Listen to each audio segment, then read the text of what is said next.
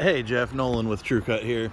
So, in a perfect world, we'd open up a perimeter around the house. So we've got a couple of these laurel oaks that are, shallow rooted trees, a lot of wind resistance here, and a lot of crowding going on. So a lot of these trees are taller and lankier than they should be.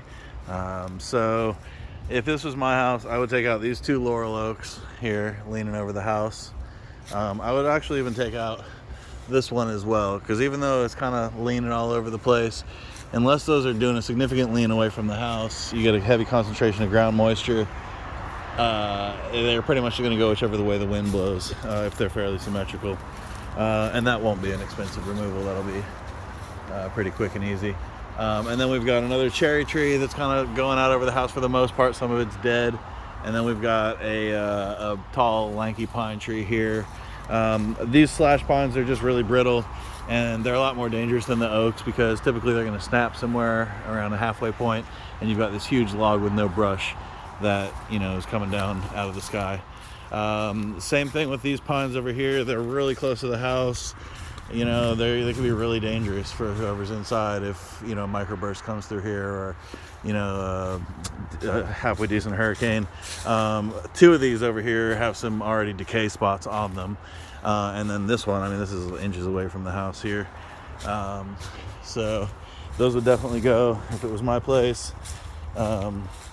Here's what I was talking about, there's already some rot spots on this one, and some kind of funky looking spots over here too. Pine's just really brittle, so it tends to snap before it uproots, and then whenever you have damage like that, it exacerbates it.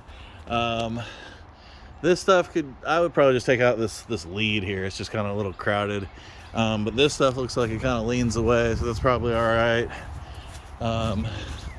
This oak leans pretty decent ways away, but it is still in close proximity, and like I said, you can never really discount. It's definitely not a significant lean. So yeah, you can never really discount these trees. I would take this one out too. I know we're kind of getting into a little bit of expensive territory here, but we can scale it back if you want.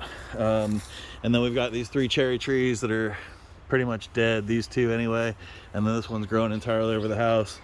This oak is growing away, so that's fine. And then you've got this other really tall pine tree. It's got some cankers on it, I noticed, up the trunk. It's kind of hard to see the condition is, but it's really tall and a little bit lanky for its height. So again, you got a lot of damage up this trunk line here that's kind of difficult to see because of the foliage, but yeah, these aren't trees that you really want to be sleeping under in any kind of inclement weather. So I would basically just take everything out of here except that oak right there.